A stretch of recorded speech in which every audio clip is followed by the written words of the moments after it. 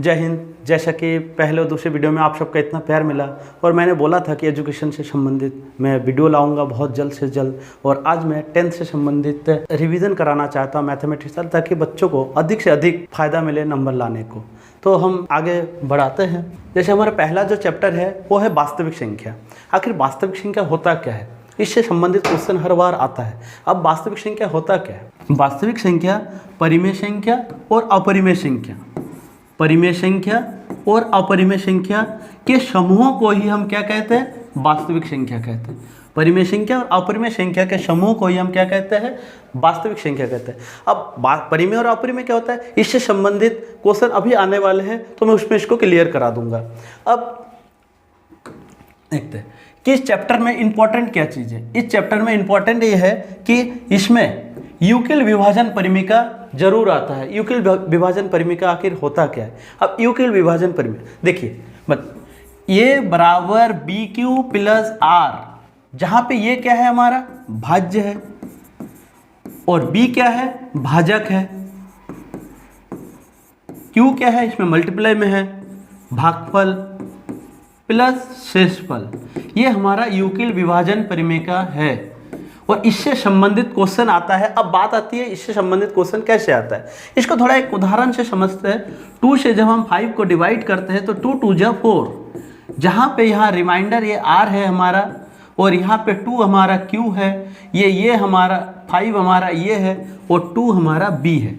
इससे हम समझ सकते हैं कि यूक्लिड विभाजन परिमेय क्या है। अब यूक्लिड विभाजन परिमेय ये कहता है कि जब तक कि शेषफल शून्य ना आए तब तक हम यही मेथड लगाते रहेंगे। जैसे ही शेषफल शून्य आ जाएगा उसमें b भाजक को हम क्या बना लेते हैं? HCF। तो बच्चों इसी से संबंधित क्वेश्चन हर बार आता है कि हाँ यूक्लिड विभाजन परिमेय द्वारा HCF ज्ञात कीजिए। इस क्वेश्चन को मैं एक उदाहरण से समझते हैं। जैसे a बराबर बी क्यू प्लस आर। अब a बराबर बी क्यू प्लस अर्थात भाज्य बराबर भाजक गुना भागफल प्लस शेषफल। अब इसमें हम इसको बैठाते हैं तो सबसे बड़ा कौन है? 2 2 5, तो 2 2 5 को यहाँ बैठा दो, 2 2 1 3 5 से इसको क्या कर दो? डिवाइड। अब यहाँ रफ कार्य कर सकते हो आप। 1 3 5 से जब 2 2 5 को डिवाइड करेंगे तो 1 टाइम जाएगा 1 3 5 और यहाँ आ जाएगा 90। यहाँ क्या आ जाएगा? 90। तो अब देखो अभी भी भागा पूरा शेषफल शून्य नहीं आया और यूक्लिड कहता है कि जब तक शेषफल शून्य ना आ जाए तब तक हमारा ऐसे ही हल करते रहेंगे जब तक शून्य ना आए। शून्य जैसे आ जाएगा भाजक हमारा क्या हो जाएगा? HCF आ जाएगा। तो 1 3 5 1 जा 1 3 5 प्लस क्या हो जाएगा हमारा? 90। भाज्य बराबर भाजक गुना भागफल प्लस शेषफल। अब 1 3 5 को दोबारा लाओ, यहाँ 1 3 5 अब भाज्य बन जाएगा, 90 से इसको डिवाइड करोगे 90 बन जाए, यहाँ आ जाएगा हमारा 45। तो 1 3 5 यहाँ 90 बन जाए 90 और यहाँ कितना आ जाएगा? 45। अब 90 फिर दोबारा यहाँ आ जाएगा 90 और 45 इंटू 2 और यहाँ कह रही कितना रहेगा? 0। 45 टू जा 90। अब देखिए शेषफल हमारा शून्य आ गया और जैसे शेषफल शून्य आ जाता है तो यूक्लिड विभाजन एल्गोरिथम के अनुसार HCF हमारा क्या हो जाएगा?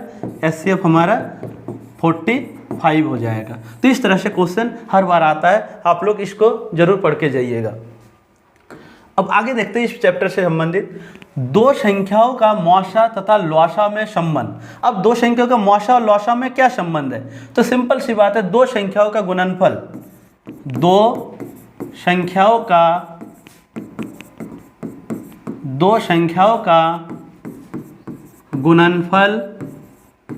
गुणनफल बराबर HCF इंटू LCM, ये हमारा संबंध है। और एक यदि संबंध आपको पता लग जाए तो आप यदि HCF निकालने के लिए आए तो LCM हमारा डिवाइड में आ जाएगा, और यदि LCM निकालने के लिए आए तो HCF हमारा डिवाइड में आ जाएगा। तो यहाँ देखिए HCF दिया हुआ है 9, तो हमें निकालना क्या है? LCM निकालना है मान लीजिए। तो LCM बराबर क्या हो जाएगा? दो संख्याओं का गुणनफल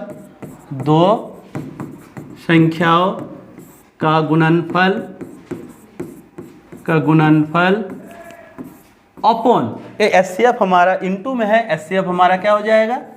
अपॉन में हो जाएगा। तो हमारा दो संख्या क्या क्या है? 306 है और 657 है। अपॉन कितना आ जाएगा?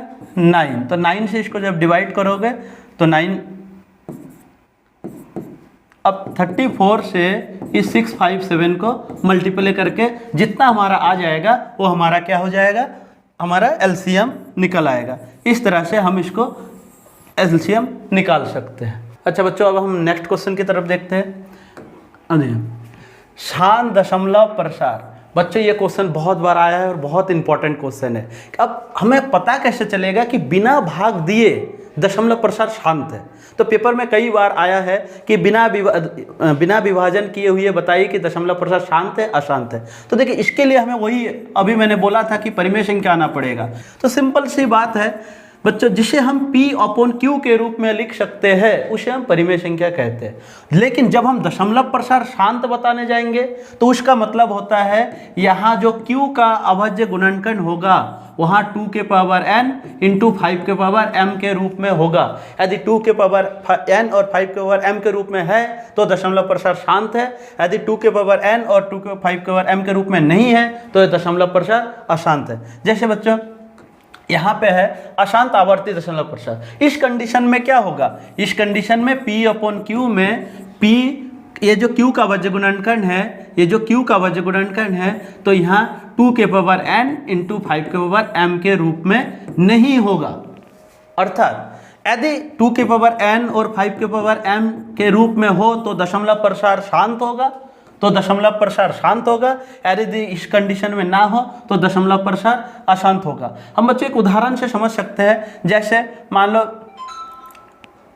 23/2 के पावर 5 इंटू 3 के पावर 4 दिया है। अब देखो यहाँ पे क्या है, एक या दशमलव प्रसार शांत है अशांत है? तो सिंपल सी बात है 2 के पावर n इंटू 5 के पावर m के रूप में नहीं है, अर्थात ये अशांत आवर्ती का है। यदि ये इसके रूप में होता जैसे 23/2 के पावर 5 इंटू 5 के पावर 2 इस रूप में होता तो इसका मतलब दशमलव प्रसार शांत होता। तो इससे हम सीख सकते हैं। अब नेक्स्ट जो आपका इंपॉर्टेंट क्वेश्चन आता है वो हम आगे करेंगे, बहुत मोस्ट इंपॉर्टेंट क्वेश्चन है। तो हम आगे वाले वीडियो में हम उसको दिखाएंगे कि जैसे √2 या √3 सिद्ध कीजिए कि अपरिमेय संख्या, ये बहुत बार आया है। तो नेक्स्ट पार्ट 2 में हम वो चीज़ दिखा देंगे।